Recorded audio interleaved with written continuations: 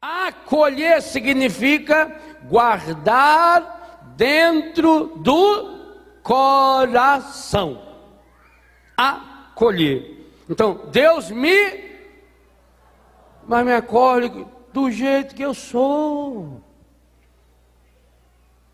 com as minhas cascas, com as minhas feridas. Esse é um segredo fundamental para a cura interior. Mas, meus irmãos, e eu gasto um capítulo, talvez que seja o capítulo mais longo do livro, para falar sobre isso.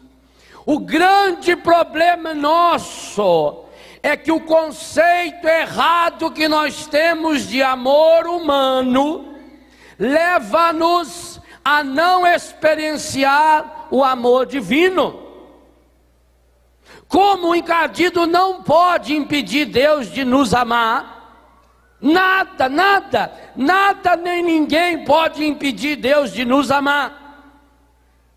Ele faz, e aí ele tem esse poder, ele faz com que nós não nos abramos ao amor de Deus. E uma das características do amor de Deus é essa gratuidade. Deus não nos obriga. Então, a primeira certeza que você precisa ter, que eu preciso ter, que cada um de nós precisamos ter, o primeiro segredo fundamental da cura interior: Deus me acolhe. Porque para me amar, Deus precisa me acolher. A primeira coisa que você precisa para amar é acolher a pessoa, é trazer a pessoa para dentro do seu coração, é a pessoa saber que ela pode se jogar nos seus braços. Talvez uma das coisas mais lindas que Deus tem premiado a comunidade de Betânia nesses anos todos seja exatamente essa palavra, acolher. Uma das minhas maiores alegrias é quando um filho ou uma filha de Betânia volta para Betânia recaído. Entendo o que eu quis dizer. Não fico alegre quando recai, mas eu não posso evitar que alguém recaia. A minha alegria é, se recaiu, volte para a nossa casa, porque sabe que será acolhido. No dia que você tiver essa certeza, aconteça o que acontecer, eu posso voltar para casa. Eu não sou um filho qualquer, eu não sou um João ninguém, que não tem aonde cair morto. Eu tenho aonde cair morto e aonde cair vivo, porque Deus me acolhe do jeito que eu tiver. Mas há uma segunda experiência forte, e essas três palavras que nós cantamos, na verdade no livro eu resumo na palavra misericórdia. A segunda palavra forte é que esse Deus me acolhe, mas não me acolhe de longe. Eu estou lá na minha casa sentado lá no sofá, alguém está lá fora na chuva, eu falo, por favor entra, fica aqui dentro enquanto passa a chuva. Eu até acolhi a pessoa dentro da minha casa, ela está dentro da minha casa, mas eu estou lá sentado no meu sofá. A segunda palavra que nós cantamos é que Deus me... Tem jeito de abraçar de longe? Essa palavra abraço na Bíblia ela é espetacular, porque Deus me abraça significa que Deus me acolhe, trazendo-me para bem pertinho dele. Esse abraço significa os gestos concretos que Deus usa para expressar, para externalizar, para fazer com que seja sentido, tocado por mim esse amor. Mas esse abraço também significa que essa acolhida de Deus, e aí a terceira palavra, é uma acolhida amorosa. É aquele abraço do pai pródigo no filho impródigo, daquele menino que pensou em fazer muitos discursos para o pai, mas que o pai decidiu calar-lhe a boca com um abraço. Morreu no abraço o mal que eu fiz. Eu tenho tentado ensinar isso aos casais, Eu tenho tentado ensinar isso a meus filhos, minhas filhas, meus consagrados. Faça com que morra num abraço o mal feito.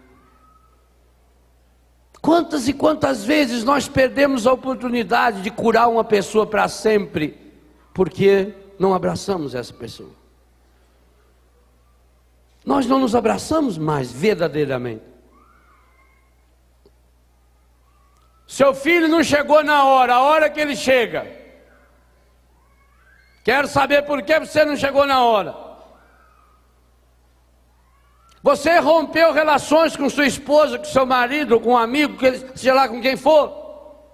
Na hora que reencontra, vamos conversar sobre isso. Isso é uma imbecilidade. Então você não ama.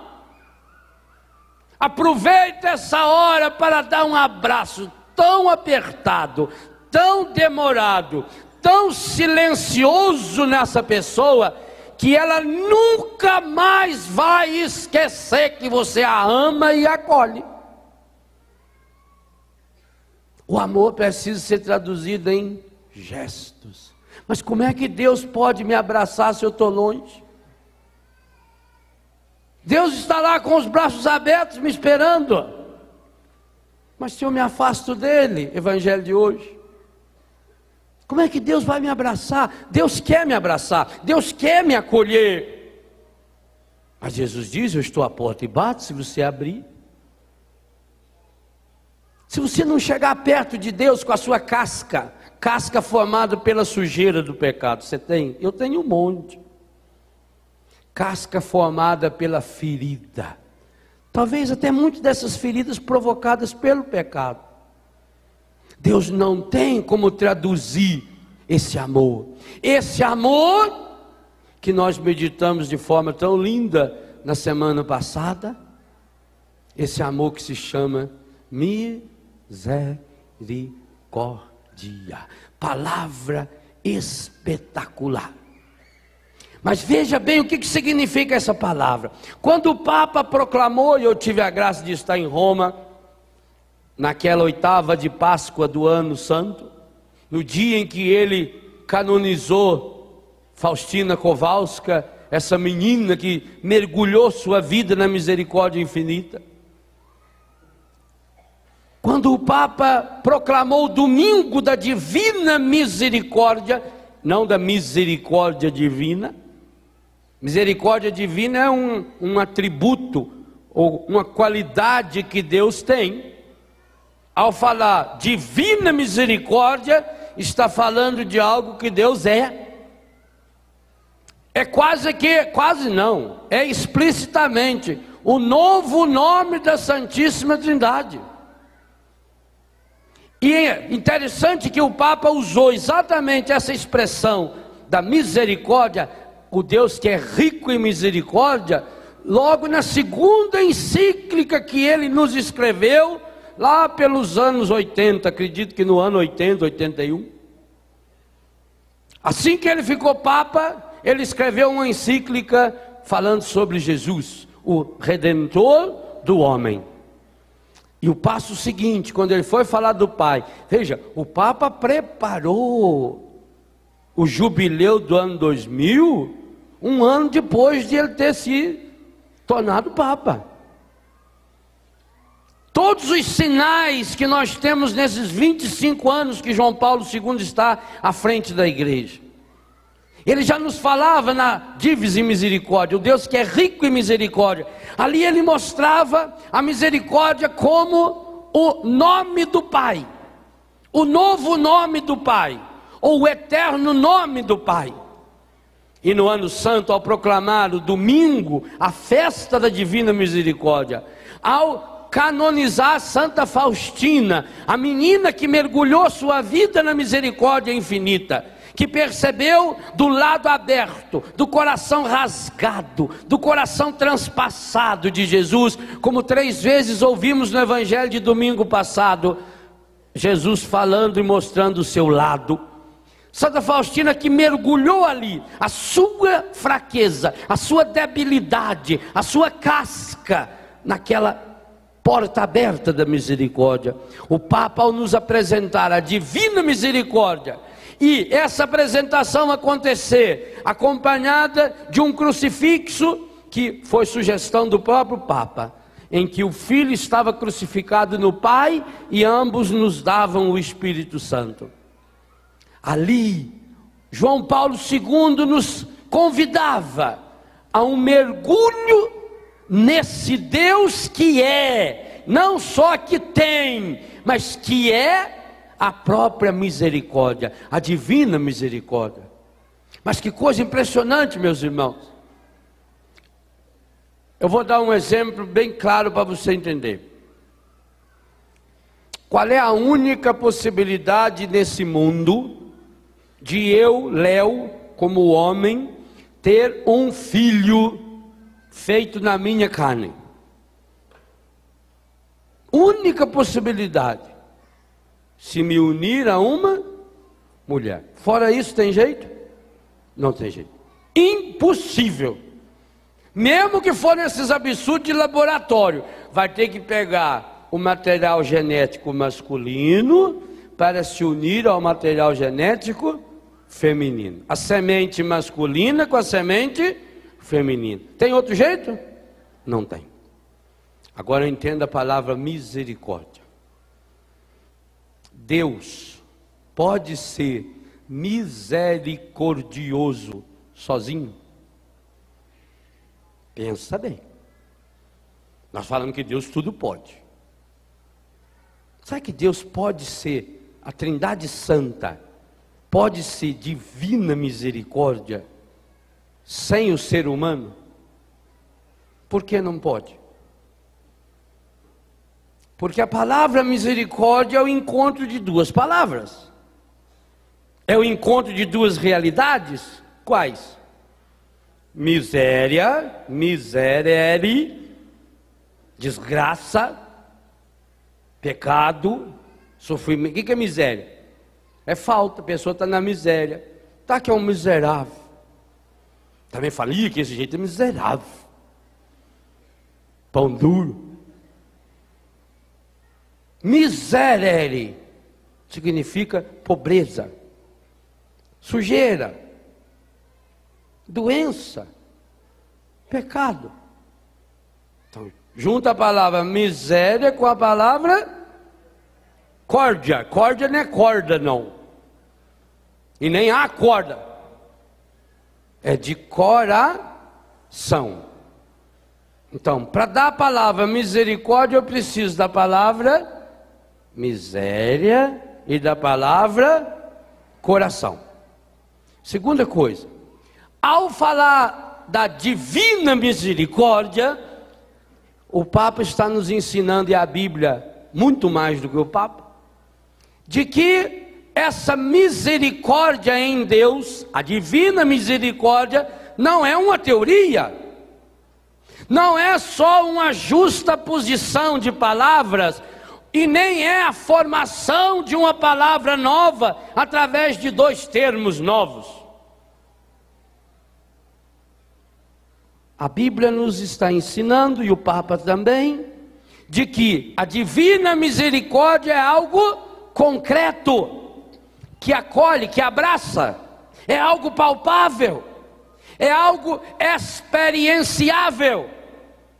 Então, para que aconteça de fato a divina misericórdia, é preciso que tenhamos duas coisas concretas. Quais?